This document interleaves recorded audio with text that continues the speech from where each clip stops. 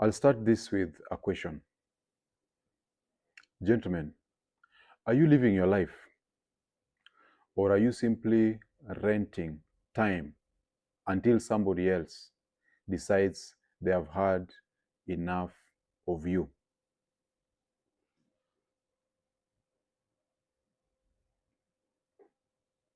That's an important question because I want to tell you about a man called Kimani.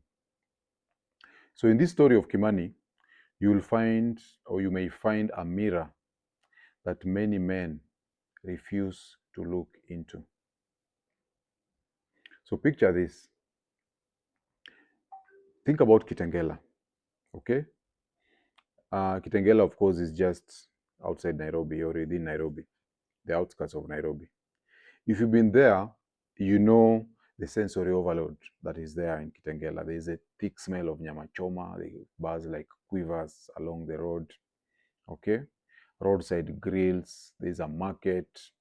The constant honking of the matatus, music thumping, amapiano, Afrobeats, reggae, even gospel music sometimes. So there's dust swelling up. Kitengela has grown very fast. So a lot of middle class guys are there, a lot of activity going on. So inevitably there's a lot of dust swelling up. And of course, being in Mavoko, unfinished roads, settling on your shoes, your clothes, your lungs. Okay? This is where Kimani lived. Kimani was an architect. He was in his mid-40s. He looked like a man who once had dreams but had surrendered to the weight of routine, as happens for most men. Okay? He was portly. He had his pot belly pressing against his checked shirt that was never quite properly tucked in. His shoulders were slouched. His steps were slow. He was a man that was heavy, not just in the flesh, but with disappointment. He was married to a woman called Vera.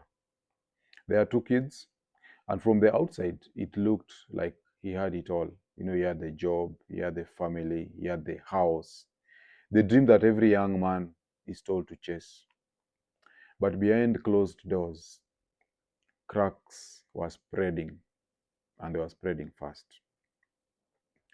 So, as happens for most men who once they get married, Kimani's career had stagnated while his wife Vera surged ahead. Okay? Joining the gym, joining the chama, she enrolled for her master's degree. She started making moves. She started making even decisions. Of course, she got promotions. So Kimani knows that she was spending without consulting him. You come home, you find there's a big TV, you say, hey, imetoka wapi? Atisi I bought. Okay? So he was telling her, you need to consult before you make major purchases, and she was not for that. She was openly defying him, and he realized that the balance had shifted. He had lost his frame. He had lost authority in that marriage, and because of the way she was behaving with her phone, he suspected she was seeing someone, actually her ex, because one time he found SMSs on her phone, and when he asked her, of course, she denied. It's not what you think. Why are you looking at my phone? You're insecure, and so on. But Kimani was not a fool. He knew that these were red flags, and his friend Mike told him over a drink that he needed to prepare for the dust that was loading. So Kimani tried to respond the way many modern men do. Okay? First, he tried guarding, watching her, what time are you coming? Where are you? And so on. And then when he realized that she was pushing back and not changing, he started reading red pill content. We normally say that the red pill never looks for you. You look for it. Many guys, when they experience challenges in life, in their relationship, that's when they look for unplugged. That's when they learn what red pill is. The guys who have never encountered any challenges, they live in a bubble. In fact, they'll tell you you're toxic. What are you guys talking about? Women are wonderful. What are you talking about hypergamy? I don't know what hypergamy is. So anyway, Mike was now reading red pill content. He bought several books, including Unplugged. He bought Rational Male by Rollo Tomassi. He bought Rich Cooper's The Unplugged Alpha. He bought Way of the Superior Man by David Deida. Okay? He bought all these books. He even signed up for gym membership. He was now belonging to a gym. He realized he needs to work on his physique. This pot belly needs to go. He needs to get jacked. Okay? He changed his wardrobe, changed his barber, changed his habits. According to him later, he even said that he started even walking barefoot, the way Americ says, and sometimes even taking some cold showers. So he was actually leveling up. He was embracing his masculinity. That is according to him. But here is the truth. However many books you buy, reading is not becoming. Okay? Buying is not building, and knowledge is not embodiment. So what happened here? One day, Kimani went home and found Vera had packed her things, and she just left. He tried to beg her. She said no. She had had enough. She told him that there is no growth in this marriage. I want to be with a man at my level. Remember, she has taken a master's. She has been promoted. She has more money than this guy. She's more outgoing. She feels her sexual marketplace value is higher than his. He has allowed himself to grow fat, and he has a pot belly. So when she said she wants a man at her level, Kimani was really crushed. Those words and the emptiness that remained at home when she had left with the kids, they crushed him. And Kimani spiraled. Okay? For 4 days, Kimani drank himself non-stop into oblivion. He felt a lot of anxiety. Basically, it was like an existential threat. He felt like he was dying because his marriage was at the core of his existence. So he drank cheap whiskey bottles, scattered all across his floor in his apartment, because now the apartment was virtually empty. He just had a mattress on the floor and he was alone. The curtains were drawn. He locked himself in. Basically, he was a depressed guy. And the air was thick with the stench of alcohol and sweat. He was not even showering properly. So a friend of his called me, and we went. When I walked in, I found Kimani slouched on the sofa. He had a puffy face, red eyes, cause reeking of alcohol. His voice was trembling as he rambled about betrayal. How could she do this to me? Huyu mwanamke nimemtoa mbali, amekuwa mjeuri, the things those men say. And then he also said that she loved me. I thought she loved me. I did everything. I bought the books. I did everything that the book said. Okay? He lamented. He could not understand what was happening. So I looked at his bookshelf and I saw all these books I mentioned earlier. So he was quoting them. He was quoting about hypergamy, about the frame, the masculine frame, the red pill, and so on and so forth. He also had a gym card. He even showed me that I go to the gym, I'm doing everything right. Okay? But I could see that he never lived it. He was a walking red pill in theory, but he was blue pill in reality. And in that moment, Kimani wasn't just telling his story. He was telling our story, the story of many guys who follow me, many guys who have read the red pill. So I want to talk to you about the lies that men tell themselves using this story of Kimani. So his tragedy is not unique. It's the tragedy of several millions of men.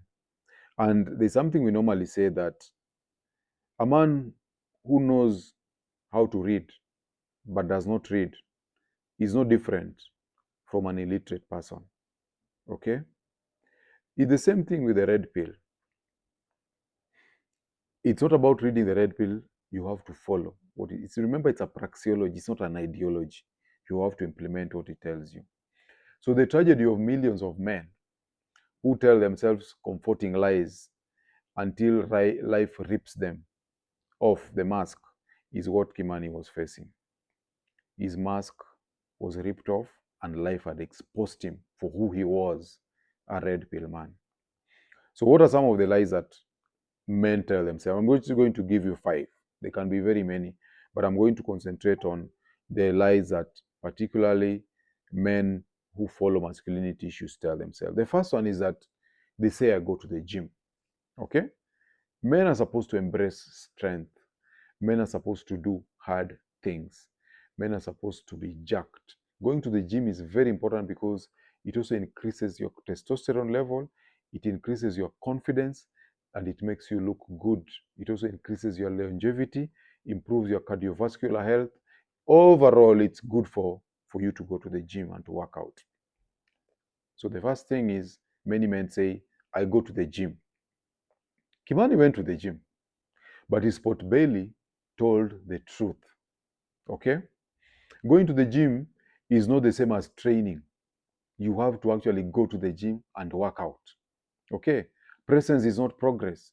Even in the gym I go to, there are guys who go to the gym, they even sleep in the gym. Someone will sit on one of the machines, maybe it's for leg extensions, and then he just sits there and you realize this guy is asleep.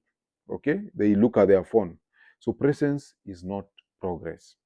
Rich Cooper reminds us, results don't care about your excuses. You have to do the work. You have to do the work.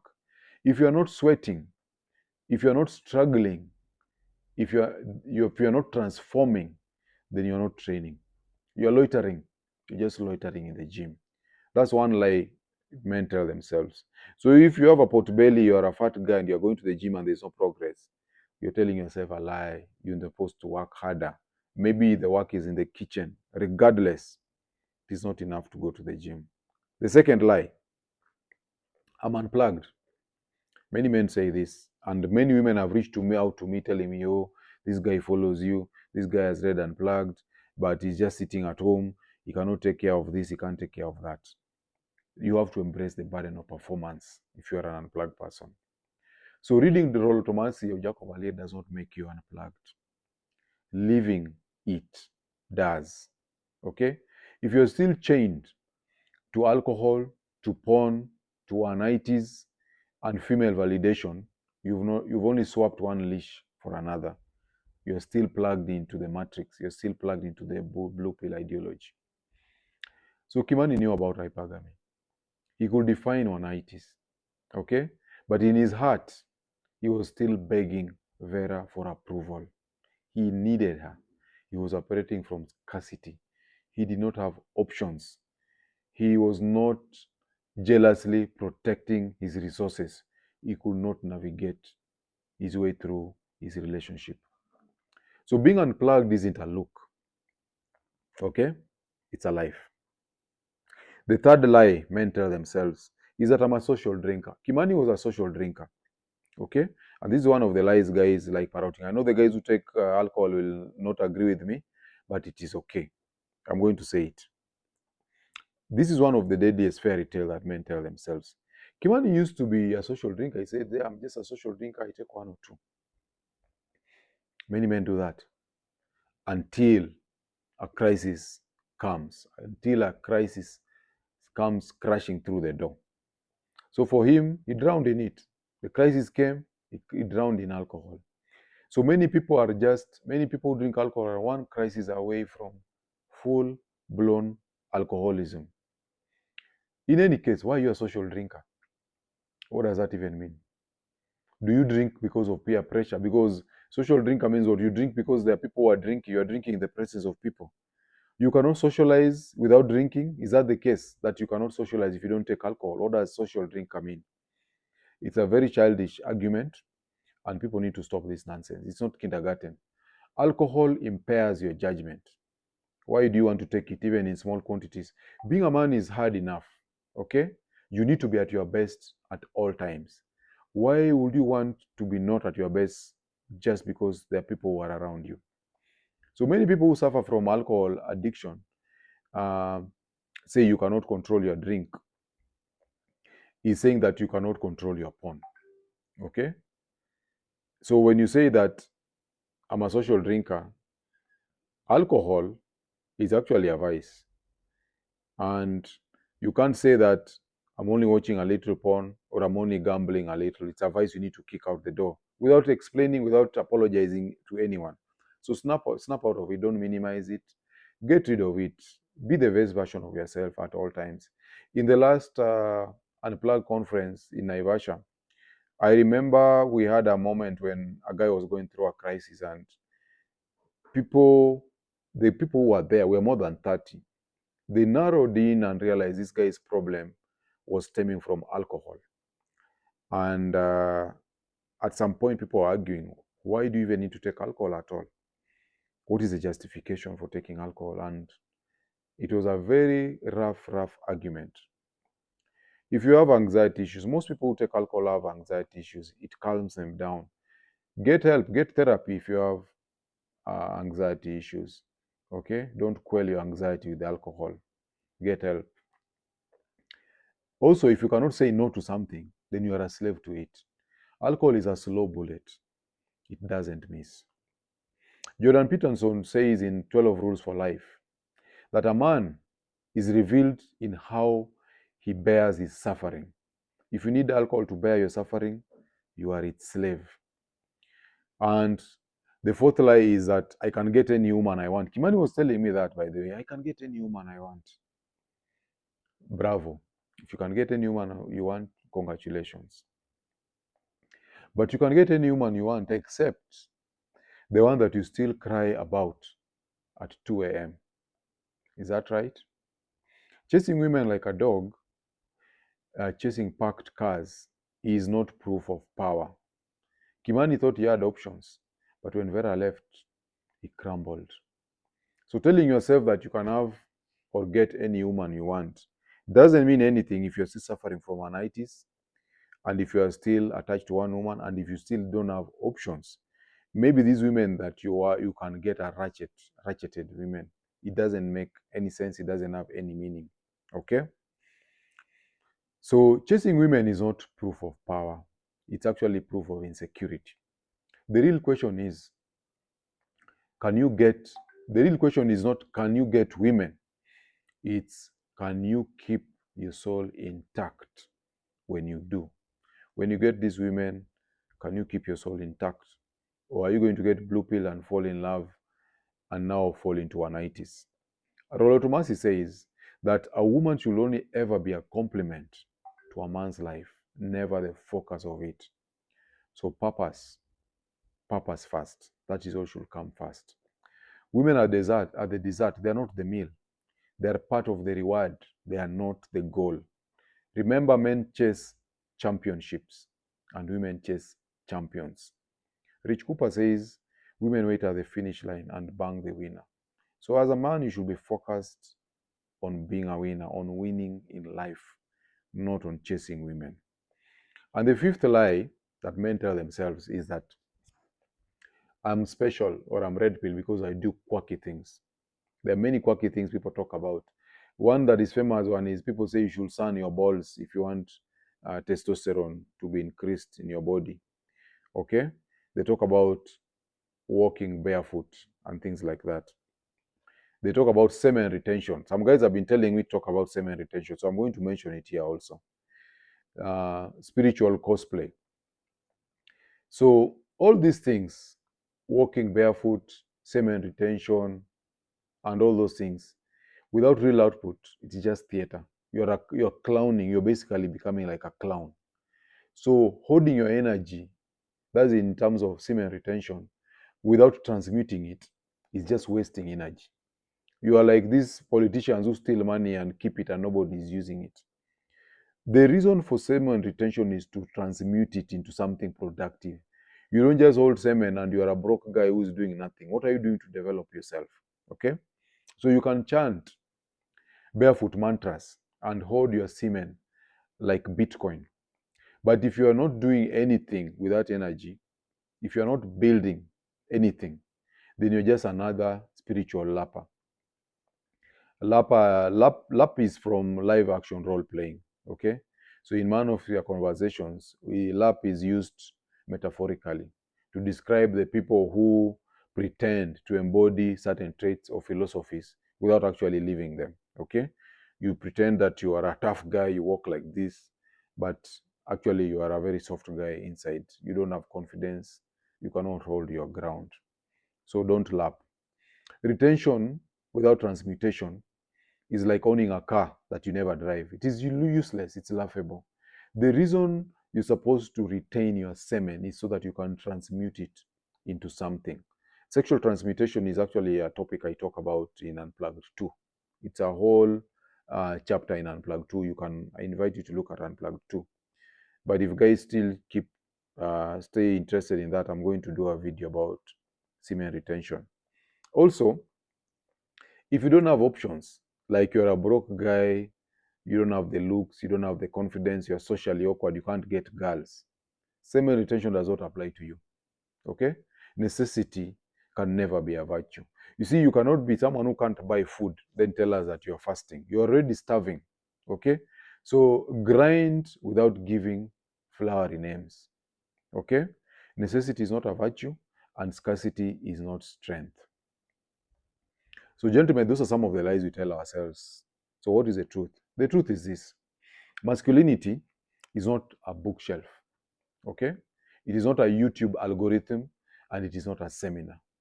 It is sweat, it is discipline, and it is pain that is endured and purpose that is pursued. It's building when nobody is watching. It's holding frame when the world tests you. It's embodying strength so deeply that when crisis comes, you don't break. You bend and rise again. That is what masculinity is.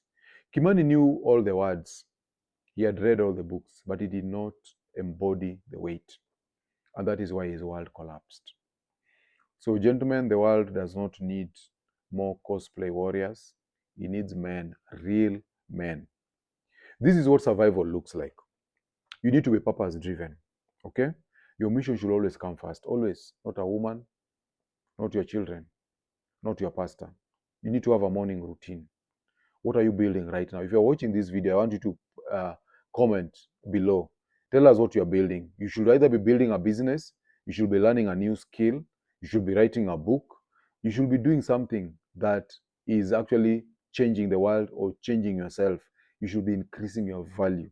A man has to be in the mode of self-development in perpetuity. And men are builders, okay? So you have to be building something, you have to be purpose driven. What is your purpose? Have you found your purpose? Comment in the segment below.